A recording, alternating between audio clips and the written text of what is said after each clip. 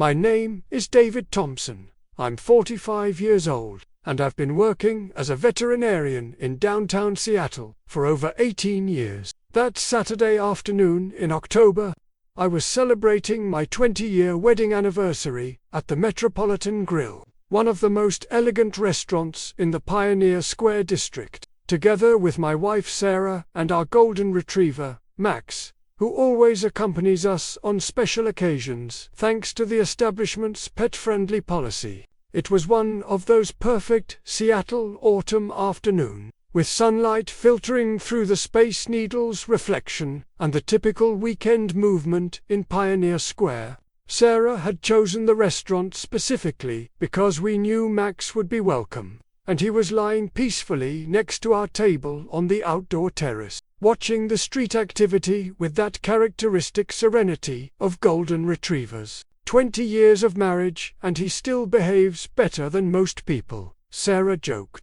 pointing to Max, who was impeccably quiet at our side. I smiled, stroking the head of our four-legged companion. Max wasn't just our pet, he was genuinely part of the family. We had adopted him 6 years ago when he was already an adult, and since then he had become my unofficial assistant at the clinic, helping to calm other animals with his gentle and intuitive presence. If you love stories about animal loyalty and how they can teach us about humanity, subscribe to the channel so you don't miss any emotional moments like this one. The Metropolitan Grill was known not only for its refined cuisine but also for its demanding clientele and impeccable service. The atmosphere was sophisticated without being pretentious, with well-arranged tables, contemporary decor, and a privileged view of one of Seattle's most charming streets. It was exactly the type of place where people came not just to eat, but to see and be seen. We were in the middle of our main course. Sarah had ordered the grilled salmon. I opted for the seafood risotto when the tranquil atmosphere of the restaurant was suddenly interrupted by raised voices coming from the entrance. "Sir, I've already explained that it's not possible." I heard the voice of the head waiter, Robert, a man in his 50s, whom I knew well because we frequented the establishment regularly. "This is a category establishment. We have a standard to maintain." I turned discreetly to see what was happening and spotted a man of approximately 60 years standing at the restaurant entrance. His clothes were visibly worn and dirty, torn jeans, a shirt that had seen better days, and a jacket that seemed to have served as a blanket on more than one cold night. His hair was disheveled and his beard unshaven for several days. "Please," the man said with a soft but tired voice, "I just need to use the restroom. I won't bother anyone." "Sir, our restrooms are for restaurant customers," Robert responded with a tone that mixed impatience with poorly disguised disdain. "There's a gas station 2 blocks from here." The situation was starting to draw attention from other customers. Some people whispered among themselves, others pretended not to see. But it was impossible to ignore the tension that had settled in the atmosphere.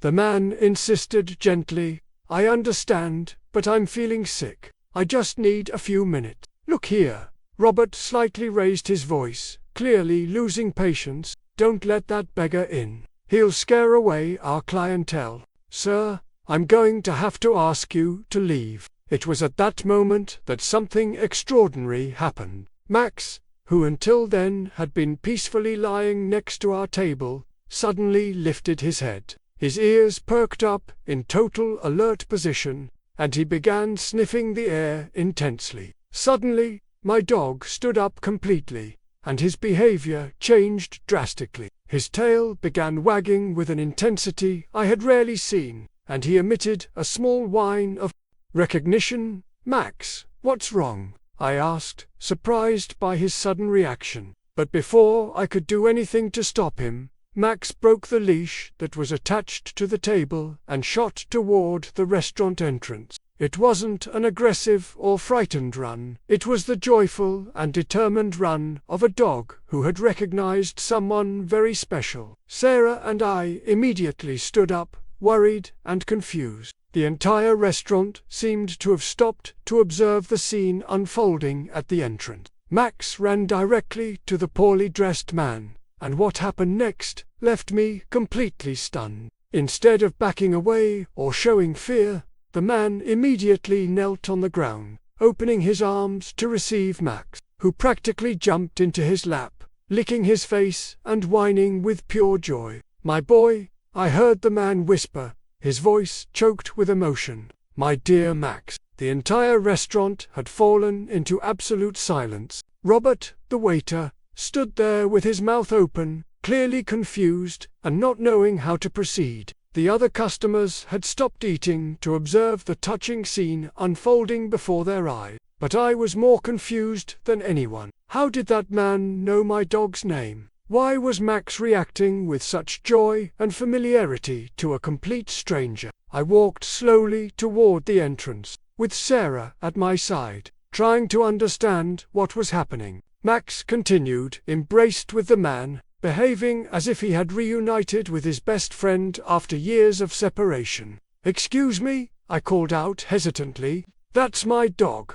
The man looked up at me, and there was something in that look, a mixture of sadness, gratitude, and something else I couldn't identify. "I know," he said simply, "and he was mine before he was yours." Those words fell like a bomb in the restaurant's silence. Suddenly, the entire situation had become much more complex than a simple misunderstanding about a man asking to use the restroom. The man's words echoed in my mind like an echo I couldn't comprehend. "He was mine before he was yours." How was that possible? Max had been adopted by us from the city shelter 6 years ago, and we were told he had been abandoned with no information about his previous owners. "What do you mean by that?" I asked, trying to keep my voice calm despite the confusion I felt. The man continued stroking Max, who was clearly in ecstasy from reuniting with someone who meant so much to him.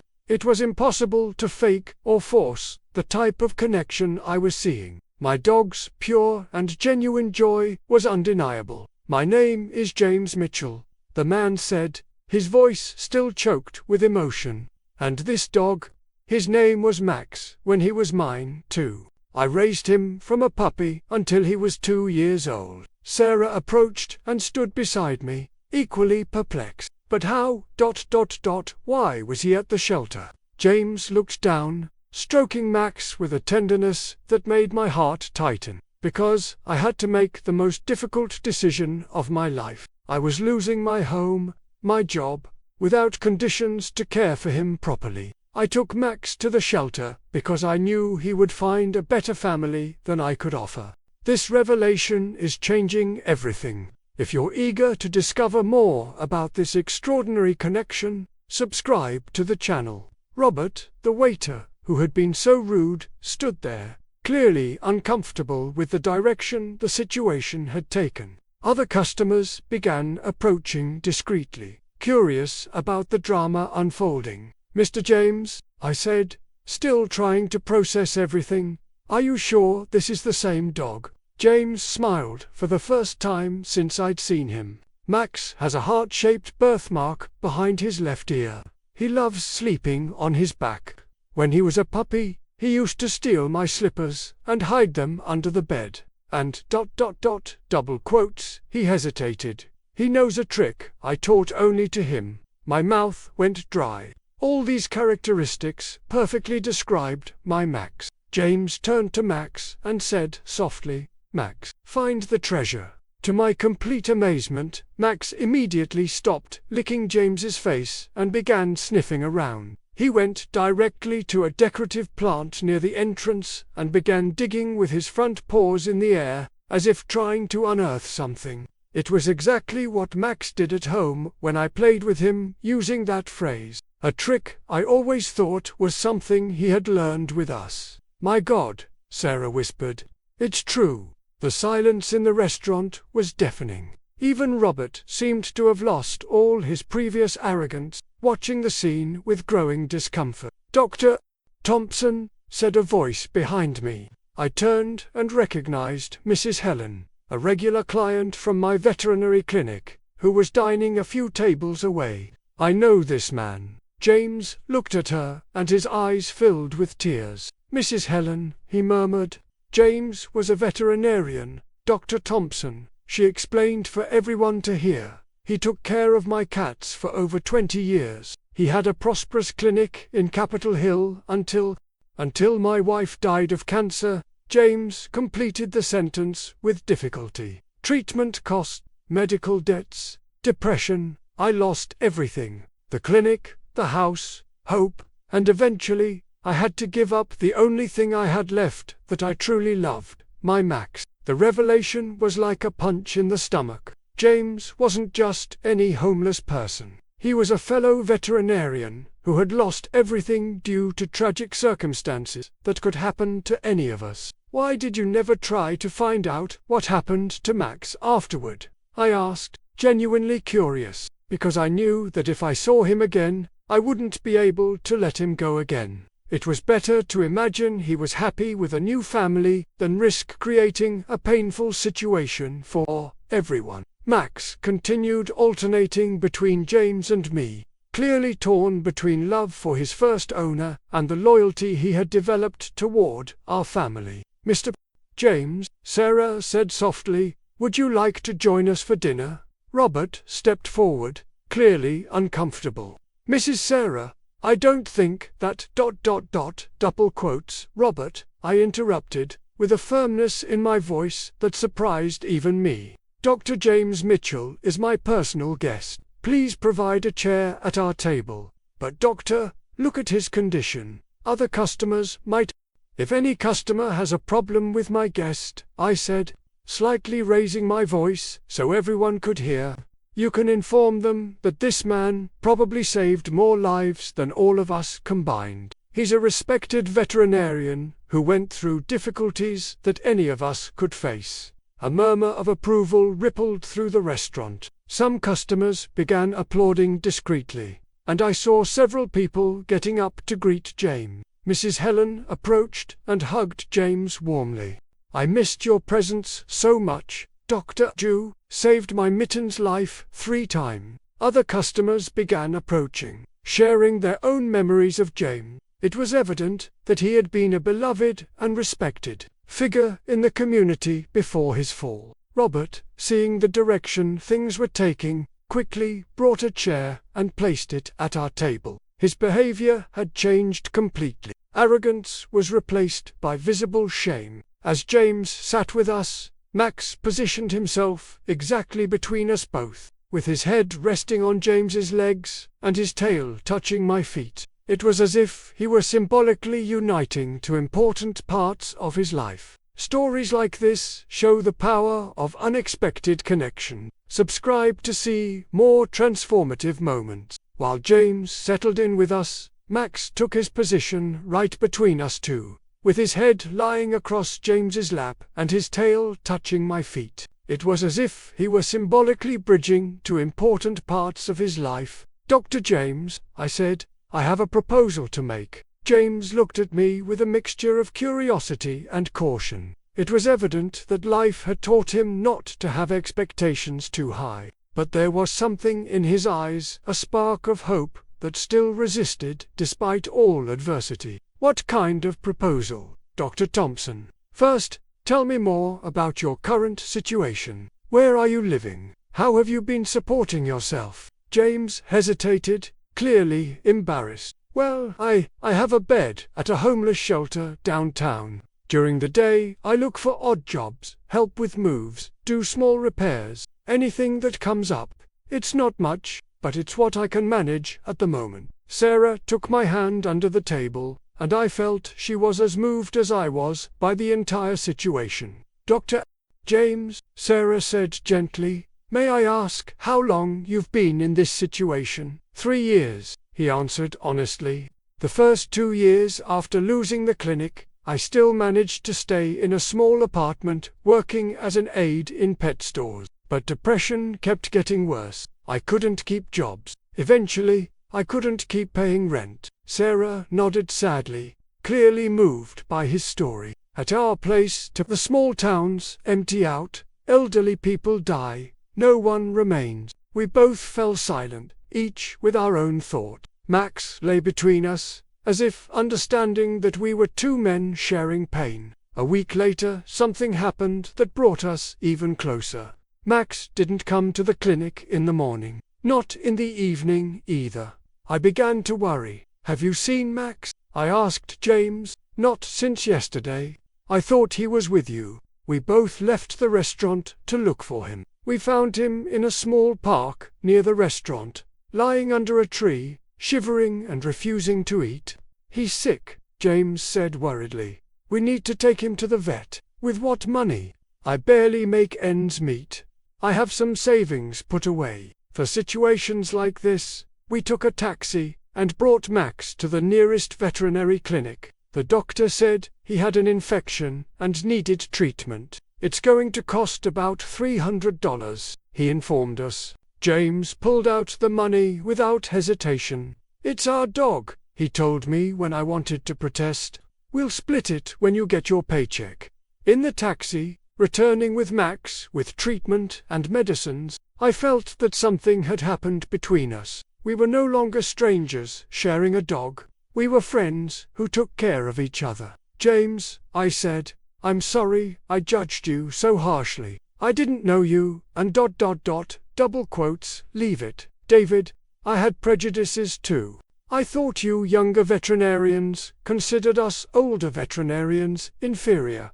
That's not true. Maybe some of us, but not all. America is the country of all Americans." James smiled. Max knew that from the beginning. We needed time to understand. That night we both stayed with Max until he felt better. We shared a bottle of wine I had for difficult days and talked about our lives. James told me about his childhood in Oregon, about the veterinarians there who raised dogs just like we did. "You know what's funny?" he told me. "My childhood in Oregon is very similar to yours here in Seattle. The same dogs, the same people." He was right. The boundaries that politicians had drawn didn't exist in the nature of our hearts. Veterinarians extended from Oregon to Seattle, regardless of states or regions. "Maybe that's why we both love Max," I said. "Because he reminds us that we're all children of the same earth." We toasted to America, to our dogs, and to the friendship that had been born between us. After the episode with the veterinarian, the relationship between James and me changed fundamentally. We were no longer just two men sharing care for the same dog. We had become true friends. Mornings took on a new routine. James would come earlier to the restaurant and we'd have coffee together before I opened my clinic. Max would sit between us, happy that he no longer had to choose where to spend his time. "James," I asked him one morning while Max played with a ball I had bought him, "what was life like as a veterinarian? I mean, really, day to day?" His eyes lit up.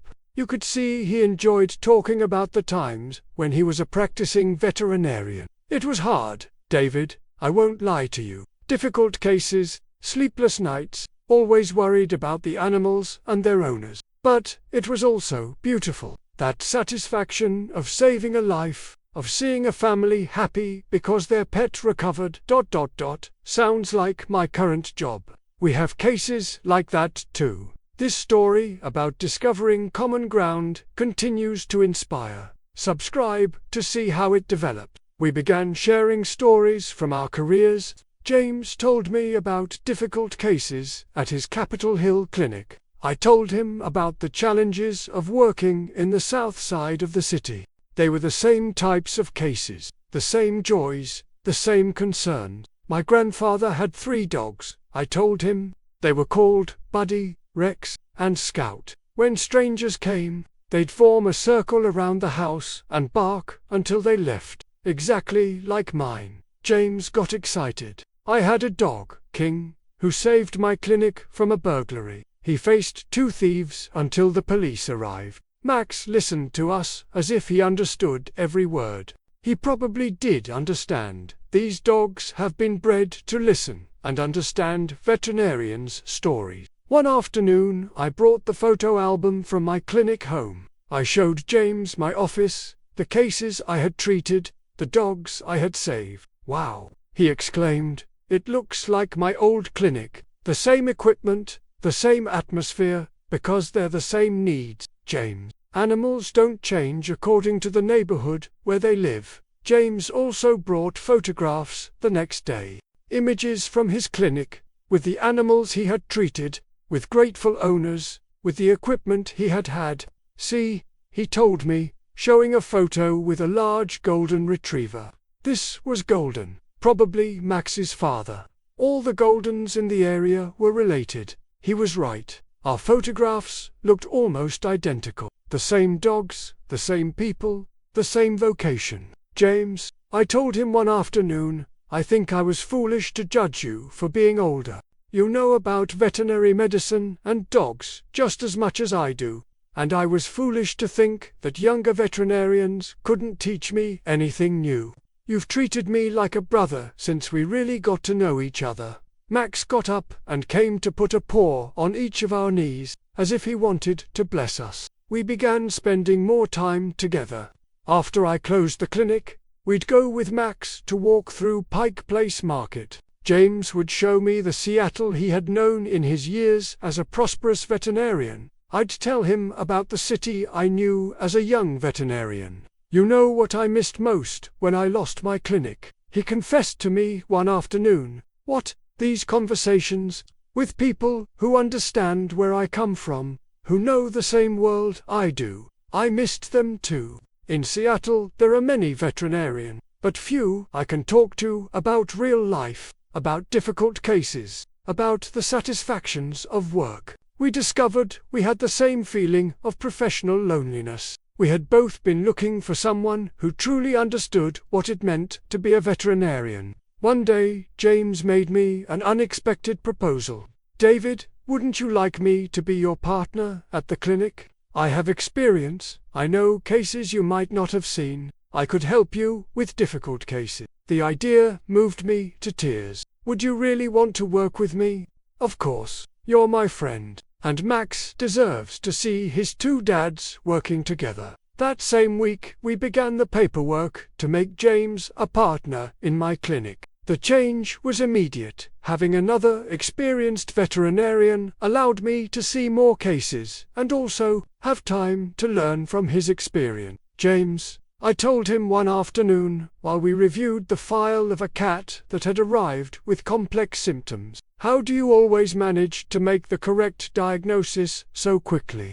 "Experience, but also intuition," he responded. "When you work with animals for decades, you develop an ability to read signals that go beyond obvious symptoms." Max had established his official position as clinic mascot, lying between our chairs, clearly satisfied to have his two favorite humans in the same place. On Friday, I received an unexpected call. "Dr. Thompson, this is Robert, from the Metropolitan Grill." I was surprised. "Hi Robert, everything okay?"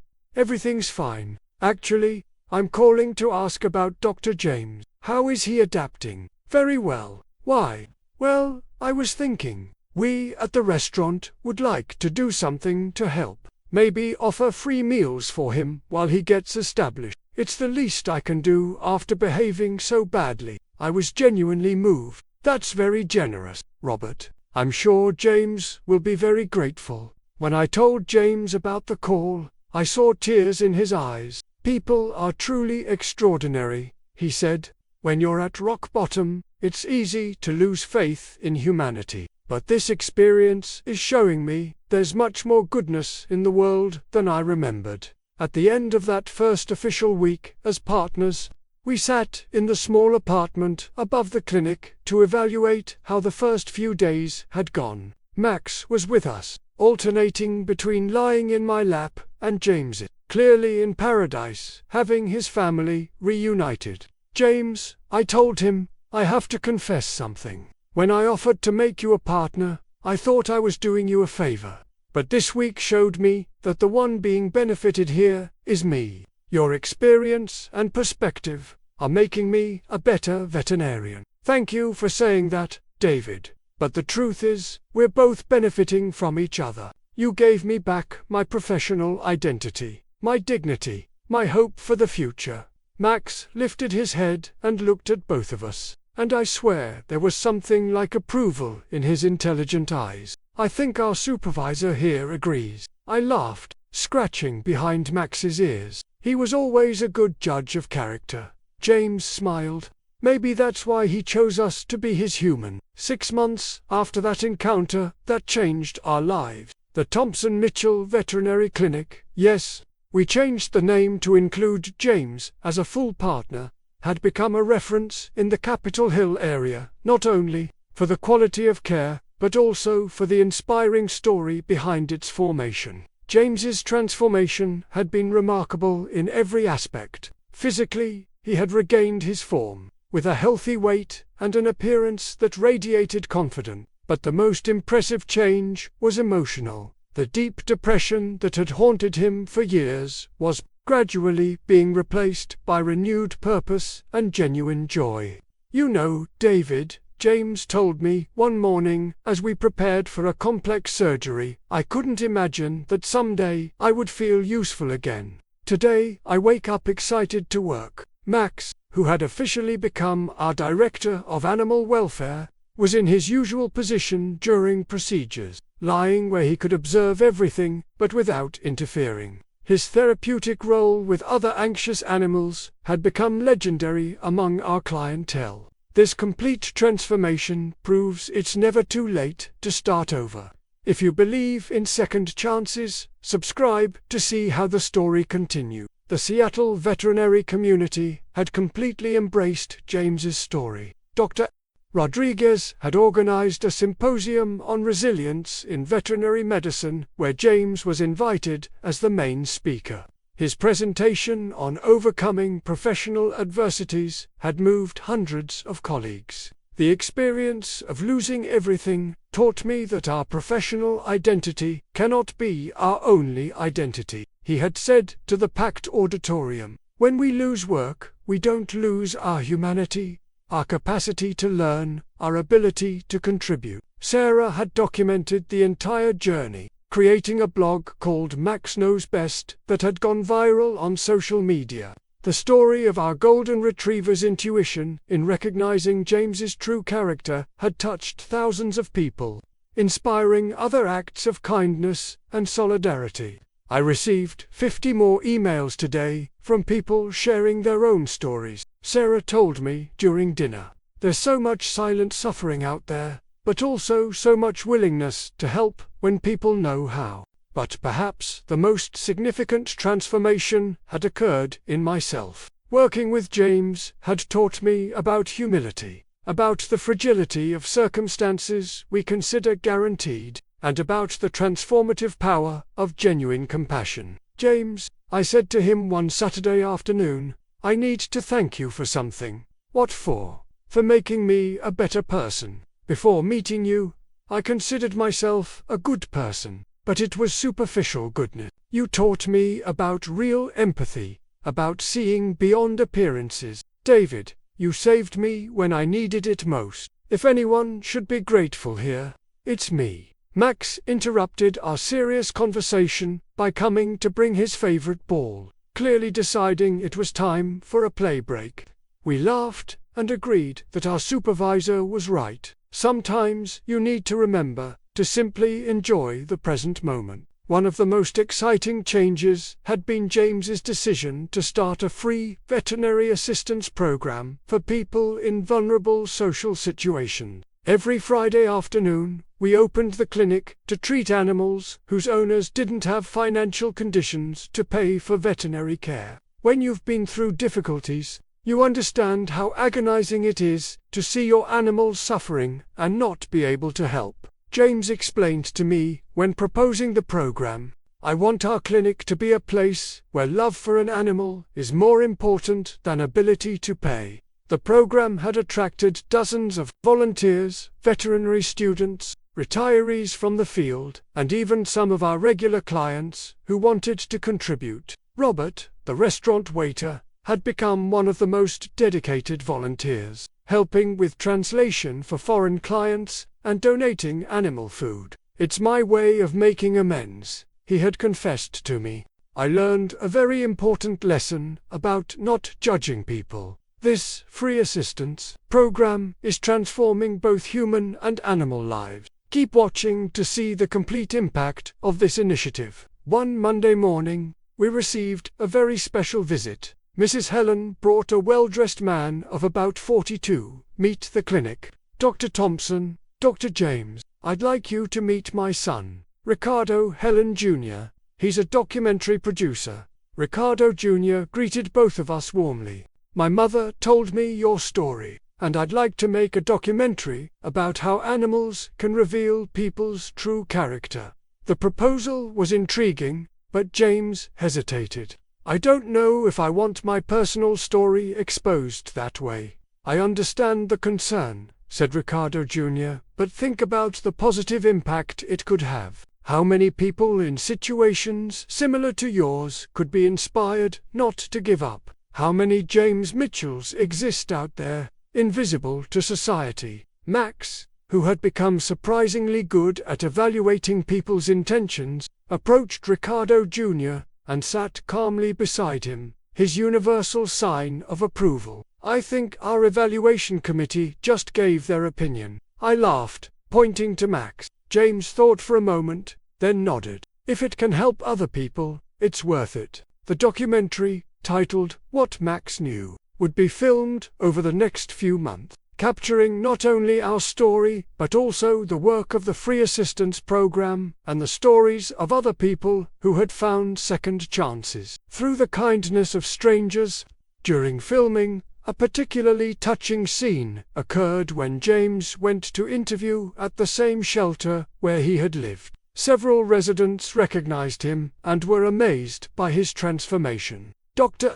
James gives us hope, said a man named Frank, who appeared in the documentary. If he could get out of that situation, maybe we can too. James hugged Frank and whispered something in his ear that the cameras didn't capture, but which I knew was an invitation to visit our clinic and talk about opportunities. At the end of the filming day, James was visibly emotional. David, seeing those people at the shelter made me realize how far I've come, but also how much still needs to be done. What do you have in mind? I want to expand our program. Not just veterinary assistance, but also help so people in transition can keep their animals during difficult times. Sometimes an animal is the only family someone has. The idea was brilliant and necessary. We immediately began planning a foundation that would offer temporary support so people in difficulty could keep their pets while rebuilding their lives.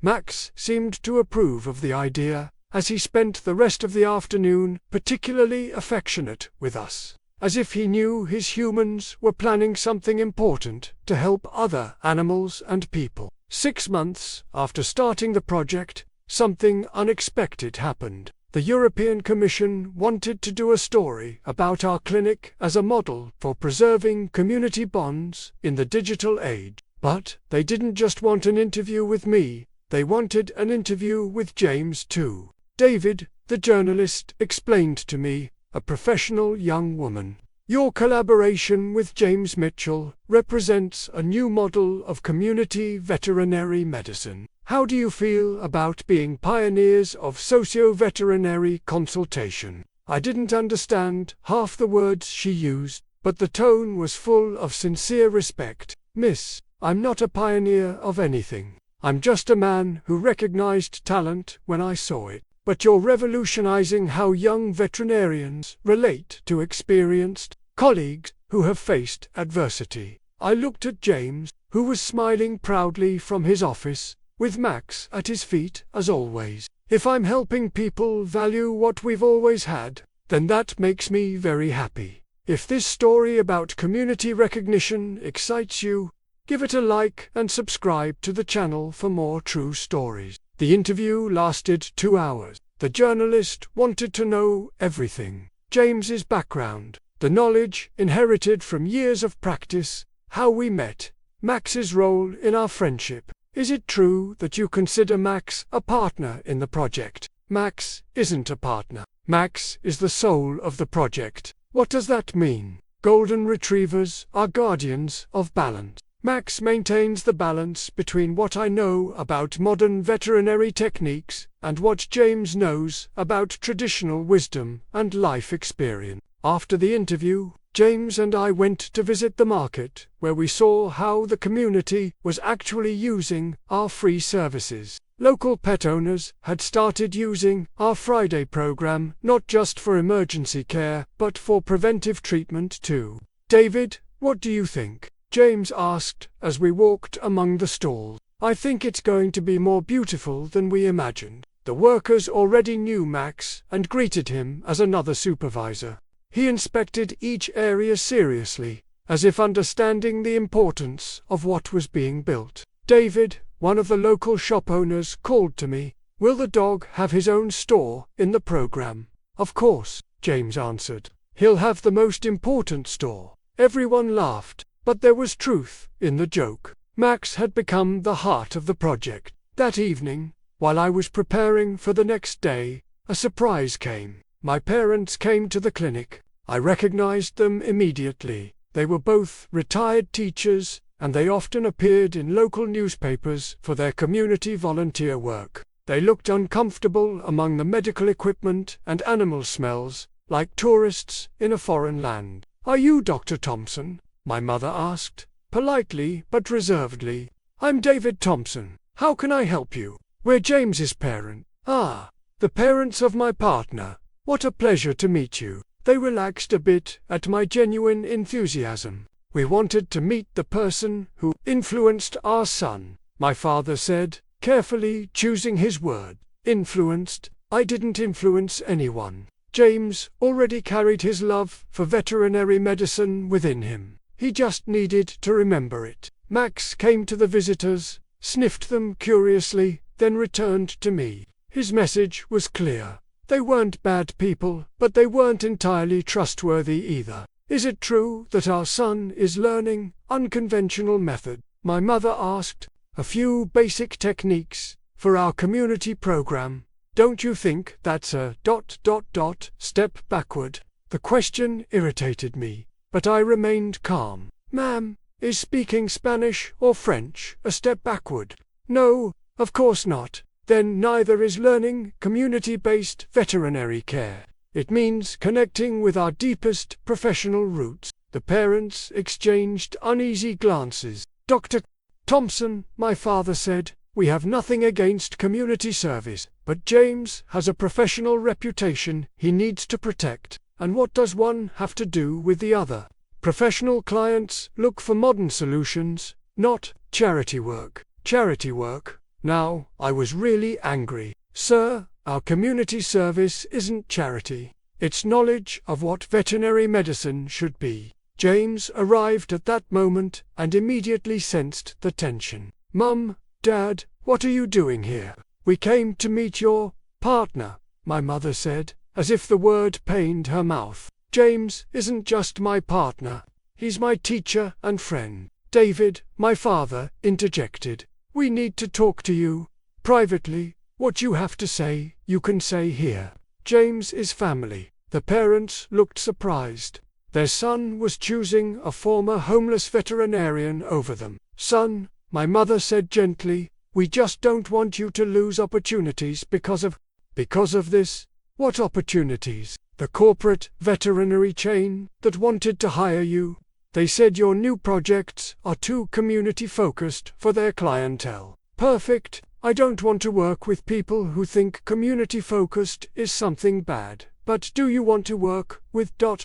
with people from the street?" my father asked, unable to hide his classism. James became serious. "Dad, this person from the street taught me more about veterinary medicine in 6 months than you taught me about values in 30 years. The silence was uncomfortable. Max stood up and positioned himself between James and his parents, as if protecting him. "James," I said gently, "your parents love you. They're just afraid because they don't understand the path you've chosen." "You're defending them?" my mother asked, surprised. "I'm not defending them or attacking them. I just understand that it's hard to watch a son change when you don't understand why he's changing." The parents looked at me with different eyes. "Do you think James is doing well?" my mother asked, genuinely concerned. "I think he's complete for the first time. Before he was a successful but lost veterinarian. Now he's a proud professional who uses his talent to honor his calling. And that's good, ma'am. Are you proud to be American?" "Yes, of course." "Then understand that your son also wants to feel proud, in his way, with his talent, but to feel truly proud." The parents were silent, thinking, Can we see the project?" my father finally asked. James smiled for the first time since they'd arrived. "Of course, Dad. Tomorrow I'll take you to the clinic." When they left, James hugged me. "Thank you, David, for defending me, but also for not attacking them. Friend, wisdom isn't built in fights. It's built with patience." Max came to us, wagging his tail. He approved of how I'd handled the situation. "Do you think they'll understand?" James asked. "They'll try. And that's already a beginning." 2 years after that transformative encounter at the Metropolitan Grill, the Max Knows Best Foundation, named in honor of all the animals who have preserved our intuitive wisdom,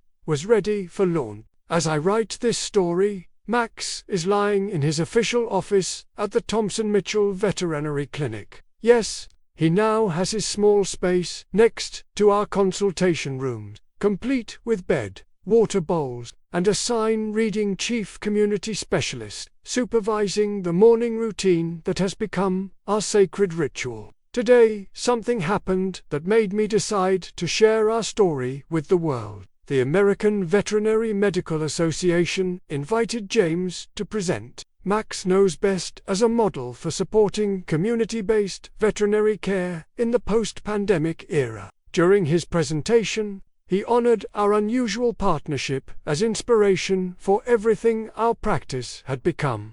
"The most important lesson I learned," James told the veterinarian, "came from a 45-year-old doctor and a golden retriever who taught me that veterinary medicine should strengthen community connection, not replace them with corporate efficiency." This story is reaching its conclusion, but your journey of discovering meaningful connections may just be beginning. Subscribe to the channel for more inspiring stories. The transformation over the past year had been incredible to witness. James was no longer the depressed, isolated homeless man I had first met. He had become a community builder who used veterinary medicine as a tool to bring people together instead of separating them. "David," he told me this morning while helping me set up the morning appointment, "do you know what the best measure of our success is? Tell me. It's not patient growth or revenue per consultation. It's the number of new friendships that have formed between pet owners who met through our community program. How many is that? At last count, over 600 documented relationships that have transformed into genuine friendships. That's beautiful, James. That's what you and Max taught me to value." Our own friendship had deepened more than either of us expected when we began this journey. James had become like a brother to me, and I had become something like a mentor to him. We had created a family based not on blood or obligation, but on mutual respect and shared value. The impact had extended into both our lives in unexpected ways. My clinic had become an informal community center where James's expertise met with other local pet care providers to understand their needs and challenges. I had learned to use community outreach in ways I never imagined possible. I now had my own profile in the Max Knows Best program, where I shared tips about modern veterinary techniques and Seattle pet care. David, a young veterinary student who came from Portland to meet us, told me, "Your observations about community-based care have revolutionized how I think about my future practice. Friend, I just shared what I learned in 18 years of doing business with the same community. That's exactly why it's so valuable. You understand something they don't teach in veterinary schools, that pet owners become family when you treat them with real care." James had restructured our entire practice around the principles we had discovered together. Max Knows Best now operates as a benefit corporation, balancing profit with social impact. Our team now includes not just veterinarians, but also community organizers, small business owners, and what we call wisdom consultants, people like James who bring decades of real-world experience to service development. We're not just building a veterinary practice, James explained to a group of visiting investors. We're building tools that strengthen the social fabric of community. The investors were initially skeptical, but the numbers spoke for themselves. Pet owners using Max Knows Best showed 40% higher treatment compliance and 25% increase in preventive care compared to similar practices using traditional corporate models. For those who have followed this incredible transformation, don't forget to subscribe to the channel and share this story. Max had become something of a celebrity in the Seattle veterinary community. He regularly appears at conferences on community building and social entrepreneurship,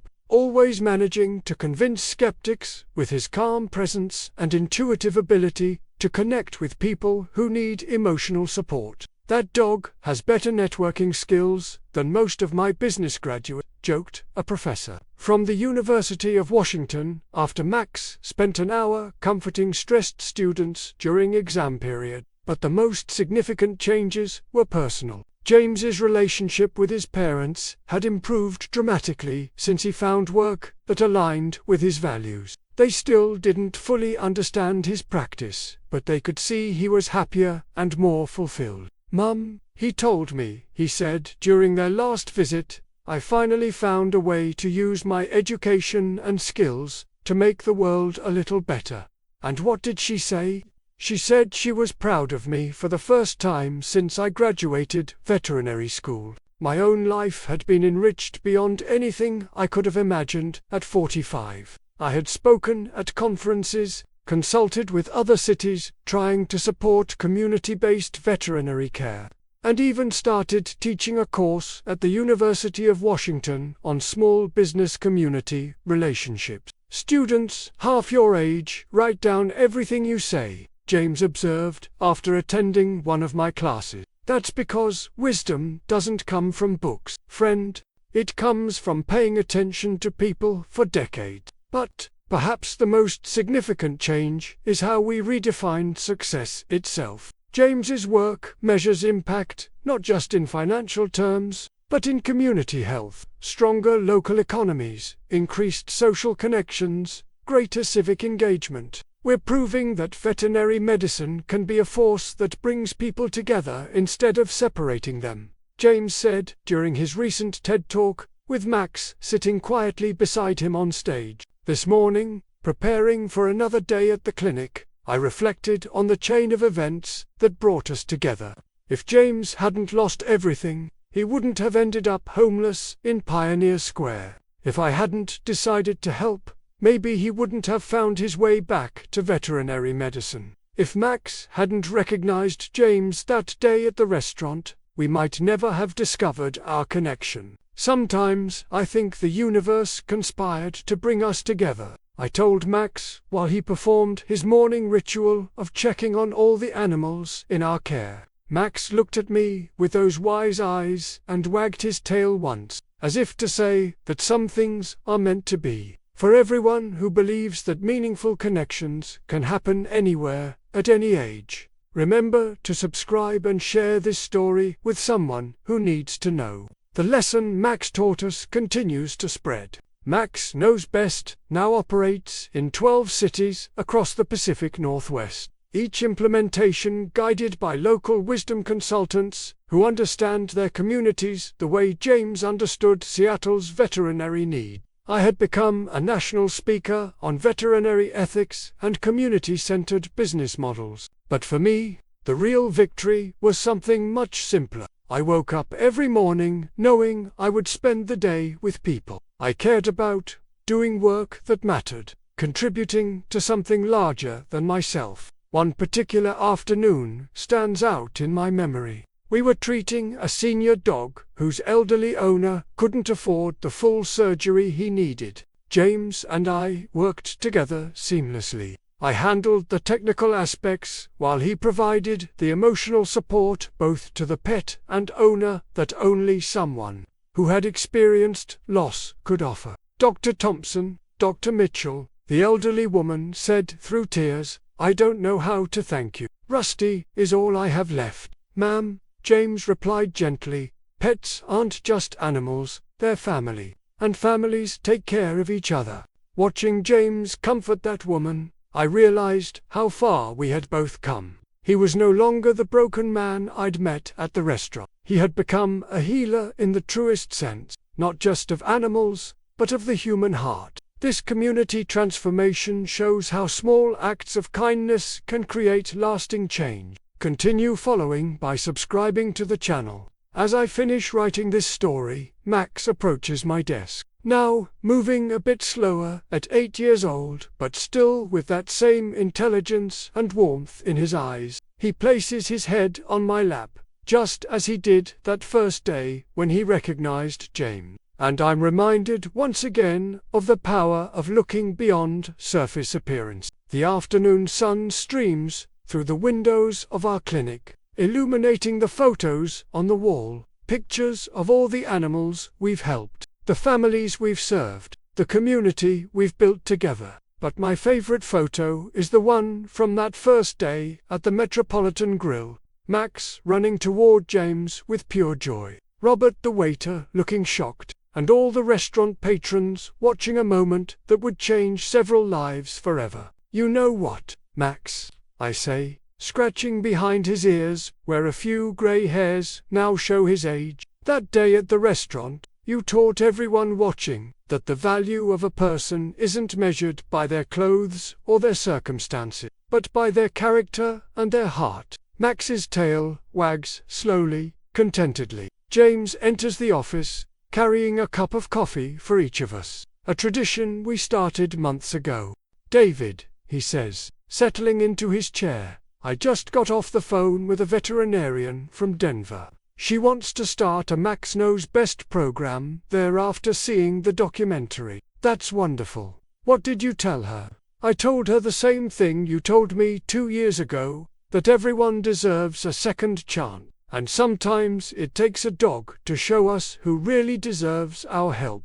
As the afternoon light fades over Seattle, the three of us, 2 veterinarians and 1 very wise golden retriever, sit in comfortable silence, each lost in our own thoughts about the unlikely journey that brought us together. At the Metropolitan Grill, surrounded by the sounds of the city, we've learned to serve better. An unlikely trio proved that the most powerful transformations often begin with the simplest moment: a dog's unconditional recognition of goodness, a person's decision to look beyond appearances, and a community's willingness to embrace second chances. Sometimes the most revolutionary thing you can do is simply trust that an animal sees something in someone that human prejudices have blinded you to. Thank you for following our journey. If this story touched your heart, subscribe to the channel and share it with someone who needs to know that it's never too late to look beyond appearances and recognize the true value in every person.